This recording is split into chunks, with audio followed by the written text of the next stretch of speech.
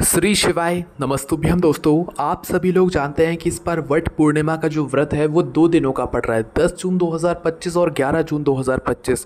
तो आखिर माताओं बहनों को कब वट पूर्णिमा के व्रत को रखना चाहिए, कब इसकी पूजन अर्चना करनी चाहिए और इसकी पूजन विधि क्या है, आपको इसमें क्या क्या ज़रूरी बातों का ध्यान रखना चाहिए, क्या पानी या फल वगैरह आप लोग इस व्रत में खा सकते हैं, नमक खा सकते हैं कि नहीं खा सकते हैं, सारी जानकारी हम आपको इस वीडियो में यहाँ पर देने वाले हैं। देखिए, वट पूर्णिमा का जो व्रत होता है ये सबसे बड़ी पूर्णिमाओं में से एक माना जाता है और ये बहुत ही विशेष होता है। ज्येष्ठ मास की पूर्णिमा जो तिथि पड़ती है उसी दिन जो है वट पूर्णिमा का यहाँ पर व्रत मनाया जाता है और रखा जाता है। ये जो व्रत होता है ये माताएं बहनें विशेष रूप से अपने पति की लंबी उम्र के लिए रखती हैं, दीर्घायु के लिए रखती हैं।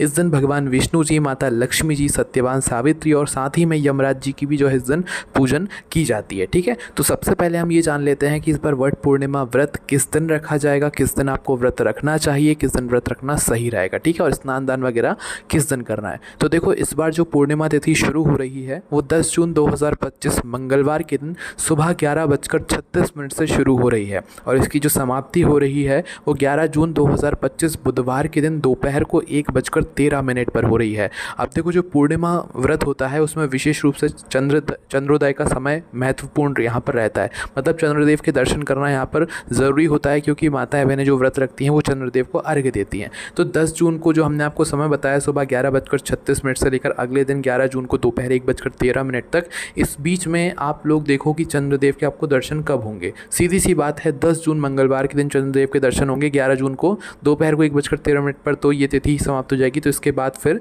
दूसरी तिथि लग जाएगी। ठीक है, तो इसीलिए दोस्तों वट पूर्णिमा का जो आपको व्रत रखना है वो 10 जून मंगलवार के दिन ही रखना है और इसी दिन आप लोगों को यहाँ पर वट पूर्णिमा के व्रत के साथ साथ में वट वृक्ष की भी यहाँ पर पूजन अर्चना करना है। ठीक है, और जो 11 जून वाली पूर्णिमा है वो स्नान दान वाली है। इस दिन आप लोग को स्नान वगैरह करना चाहिए पवित्र नदी में जाकर, या तो घर पर ही रह रहे हैं तो गंगा जल मिलाकर अपने जल में स्नान आपको करना चाहिए। ठीक है, तो अब सबसे पहले हम लोग जान लेते हैं कि भाई इस दिन आपको और क्या क्या करना चाहिए, ज़रूरी चीज़ें। तो देखो, इस दिन वट वृक्ष की जो है यहाँ पर पूजन की जाती है, बरगद के पेड़ की पूजन की जाती है। ये जो वट पूर्णिमा का व्रत होता है ये माताएं बहनें जो है पूर्ण रूप से निर्जला और निराहार रखती हैं, पर ऐसा ज़रूरी नहीं कि सभी लोगों को निर्जला और निराहार इस व्रत को रखना है।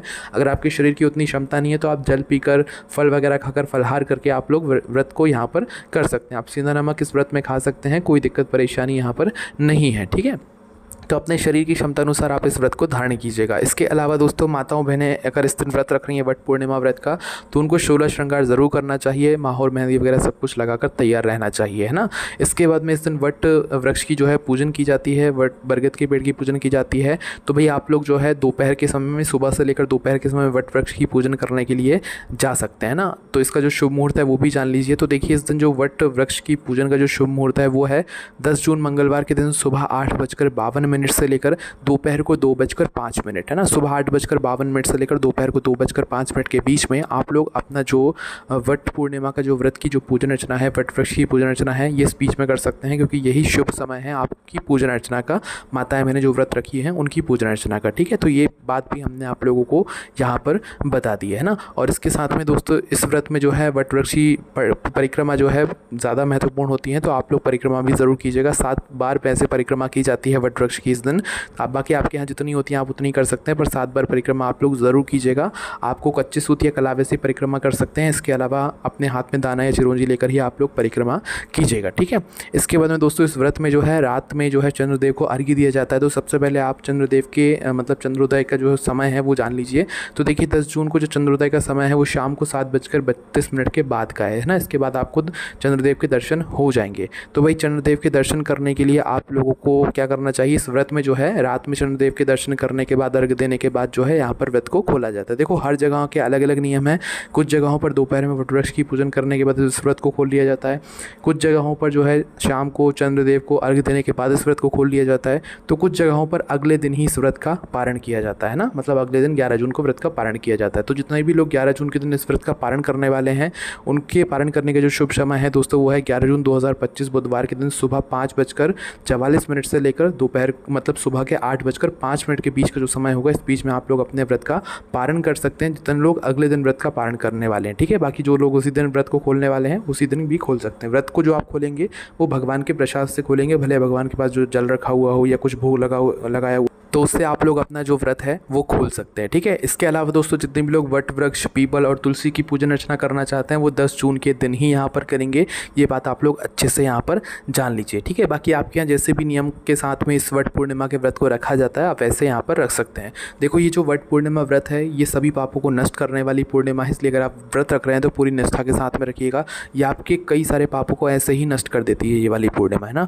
और दोस्तों इस दिन देव स्नान का भी महत्व बताया गया है, देव स्नान वाली पूर्णिमा भी है, तो इस दिन भगवानों को स्नान कराया जाता है ना, वो भी पूर्णिमा तिथि के अंतर्गत। तो अगर आप स्नान करा रहे हैं भगवानों को, देव स्नान करा रहे हैं, तो 11 जून के दिन कराइएगा, क्योंकि सुबह सुबह 11 जून के दिन ही मतलब यह तिथि आप लोगों को देखने के लिए मिल जाएगी पूर्णिमा की, है ना।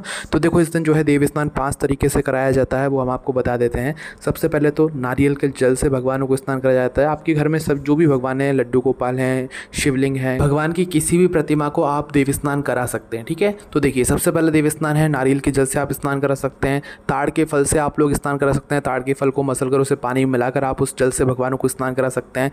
रत्नोदक स्नान करा सकते हैं, जिसमें सोना चांदी जो है जल में मिलाकर भगवानों को स्नान कराया जाता है। इसके बाद में गंधोदक स्नान है, जिसमें जो है यहाँ पर चंदन कुमकुम मिलाकर पानी में मिलाकर स्नान कराया जाता है भगवान को। इसके बाद में आखिरी स्नान है पुष्पोदक स्नान, जिसमें जल में फूल को मिलाकर भगवानों को यहाँ पर स्नान कराया जाता है। ठीक है, अब देखो इस व्रत में आप लोग क्या करोगे, सबसे पहले चंद्रदेव की यहाँ पर पूजन करोगे, और विशेष है वट पूर्णिमा व्रत में चंद्रदेव की पूजन, है ना। तो चंद्रदेव की पूजन आप नॉर्मल ही करोगे, जब शाम के समय, रात्रि के समय चंद्रदेव के आपको दर्शन होते हैं तो चंद्रदेव की पूजा के लिए आप उन्हें धूप दीप दिखाएंगे, उनकी आरती करेंगे, और विशेष है यहाँ पर अर्घ्य देना। तो अर्घ्य कैसे देंगे वो जान लेते हैं। देखिए चंद्रदेव की पूजा में जो आप अर्घ्य देंगे वो पीतल के बर्तन में देंगे, स्टील वगैरह आपके में या तांबे के नहीं देंगे। ठीक है, तो पीतल का कोई बर्तन लेकर उसमें अपना सबसे पहले कच्चा दूध डाल लेंगे। कच्चे दूध के साथ में उसमें कुछ मतलब फूल, गंध वगैरह जो रहती हैं वो आप लोग यहाँ पर डाल लेना है। गंध, अक्षत वगैरह जो चीज़ें होती हैं ये सारी चीज़ें आप लोगों को उसके अंदर डालकर फिर अपने जो चंद्रदेव हैं उनको यहाँ पर आपको अर्घ्य देना है। ठीक है, पीतल के बर्तन में। इसके बाद में दोस्तों इस दिन जो है चावल की खीर भी ज़रूर बनाई जाती है। तो चावल की खीर बनाकर चंद्रदेव को भोग लगाकर, भगवानों को भोग लगाकर आप अपने घर के सभी सदस्यों को ज़रूर खिलाइएगा। और आपने व्रत खोल लिया हो तो आप भी इस खीर का भोग जो है ज़रूर लगाइएगा, मतलब आप खुद भी ज़रूर खाइएगा। ठीक है, तो इस तरीके से दोस्तों वट पूर्णिमा व्रत के आपको सारे नियमों का यहाँ पर पालन करना है। बाकी 10 जून के दिन जो वट पूर्णिमा व्रत है ये व्रत के लिए सबसे ज़्यादा सही है, इसी दिन आप लोगों को यहाँ पर व्रत रखना है। बाकी अभी भी आपके मन में अगर कोई प्रश्न है तो उसे हमसे कमेंट करके पूछ सकते हैं। ओम नमः शिवाय, जय भोले बाबा श्री शिवाय, नमस्तुभ्यम।